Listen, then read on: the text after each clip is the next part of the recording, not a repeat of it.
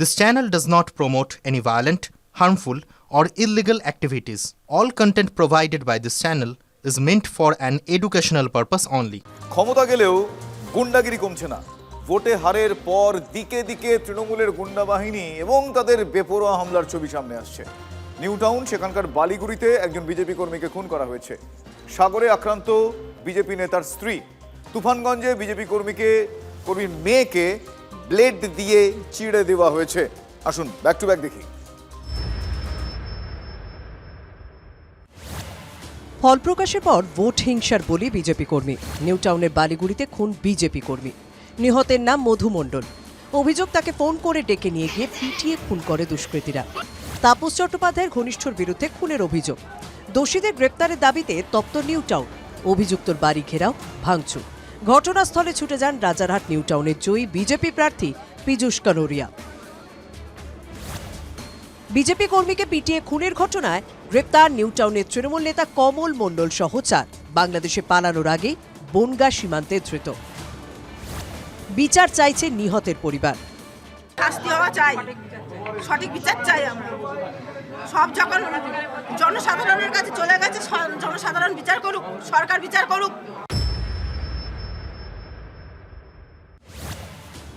ক্ষমতা গেলেও গুন্ডাগিরি থামেনি তৃণমূলের। ঘুটিয়ারি শরীফে তৃণমূলের হাতে আক্রান্ত পুলিশ। তৃণমূলের পঞ্চায়েত সমিতির সদস্যের নেতৃত্বে পুলিশের উপর হামলা। পুলিশকে বেধড়ক মার, গাড়ি ভাঙচুর তৃণমূল নেত্রীর গুন্ডা বাহিনী। পুলিশ পিটিয়ে গ্রেপ্তার তৃণমূল নেত্রী। দক্ষিণ 24 পরগনা জেলায় ঘুটিয়ারি শরীফে উত্তেজনা। পুলিশের 3টে গাড়ি ভাঙচুর। ভোটে হেরে এখন প্রতিহিংসার রাজনীতি তৃণমূলের। দক্ষিণ 24 পরগনা সাগরে তৃণমূলের রোষে এক বিজেপি কর্মীর স্ত্রী। নৃশংসভাবে মারধর ও শ্লীলতাহানির অভিযোগ। রাতে বাড়ি থেকে টেনে হিঁচড়ে বের করে হামলা। গুরুতর জখম অবস্থায় তিনি হাসপাতালে ভর্তি। এলাকায় সন্ত্রাস চালাতেই তাণ্ডব করছে তৃণমূল, অভিযোগ বিজেপির। যেহেতু বিজেপিটা করি, ওরা আমার এলাকার তপন দেবনাথ, উনি হচ্ছেন মেম্বার। উনি আমাকে শাসানি অনেকবার দিয়েছে, ধমক চমকও দিয়েছে। কোচবিহারের তুফানগঞ্জে তৃণমূলের গুন্ডা বাহিনীর নির্লজ্জ আক্রমণ।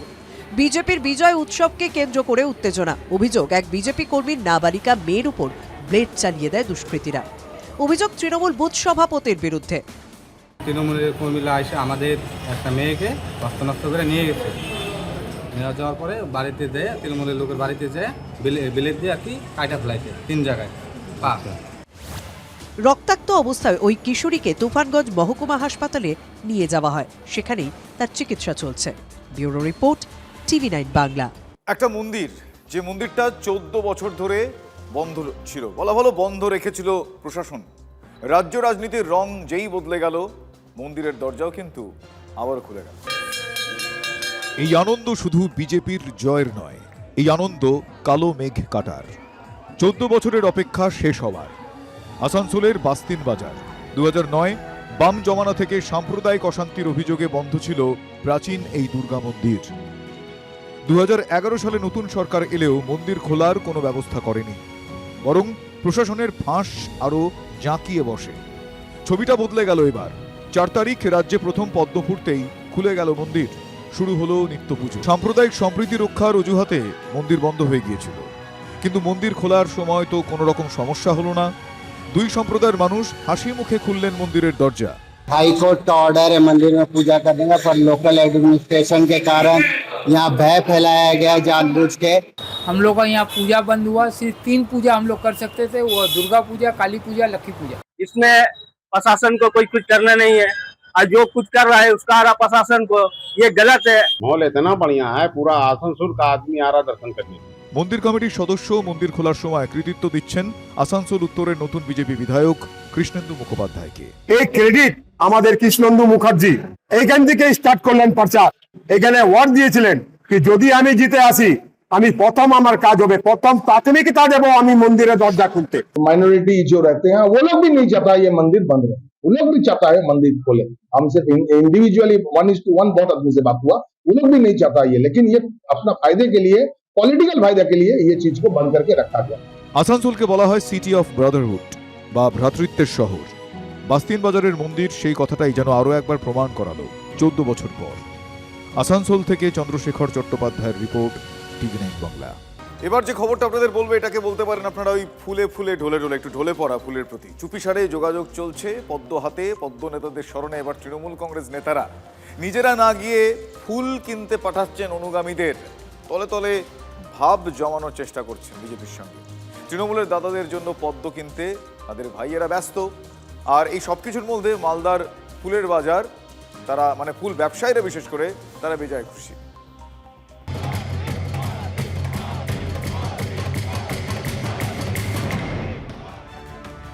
বাংলায় গেরুয়া ঝড়ে কার্যত খড়কুটোর মতো উড়ে গিয়েছে তৃণমূল কংগ্রেস। 2/3 সংখ্যাগরিষ্ঠতা নিয়ে বাংলার মসনদে বিজেপি। রাতারাতি হাওয়া বদল বঙ্গ রাজনীতিতে। কদিন আগেও নির্বাচনী প্রচারে বিজেপির বিরুদ্ধে তীব্র আক্রমণ শানিয়েছেন তৃণমূল কংগ্রেস নেতারা। তাদের মধ্যেই কেউ কেউ এখন পদ্মবনে নতুন ঘুঁটি সাজাচ্ছেন।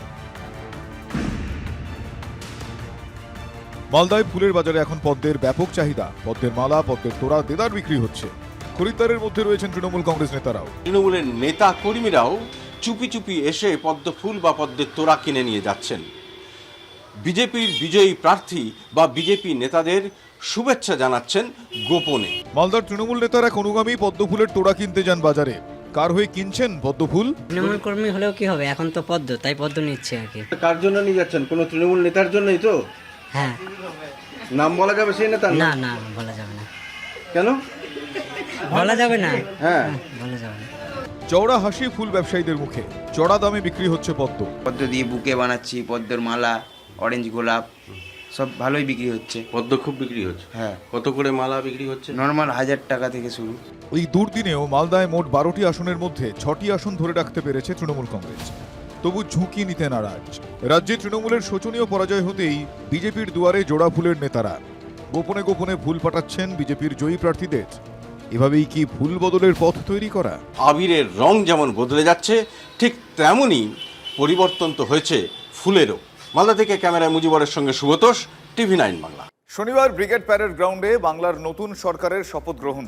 বাংলার রাজনৈতিক ইতিহাসে এবারই প্রথম কোনো দল ব্রিগেড প্যারেড গ্রাউন্ডে শপথ গ্রহণ করবে।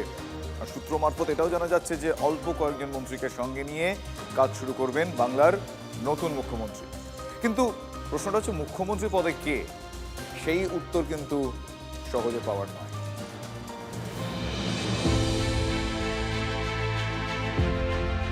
ব্রিগেড প্যারেড গ্রাউন্ড পরিচিতি কলকাতার ফুসফুস নামে, কিন্তু রাজনৈতিক ইতিহাসের দিকে তাকালে এই ব্রিগেড প্যারেড গ্রাউন্ড শুধু কলকাতা নয়, বঙ্গ রাজনীতির শ্বাস প্রশ্বাসের সঙ্গে জড়িয়ে। বছরের পর বছর ব্রিগেডের সবুজে মিশেছে রাজনীতির রামধনু। এবার সেই ব্রিগেডেই শপথ বাংলার প্রথম বিজেপি সরকারের।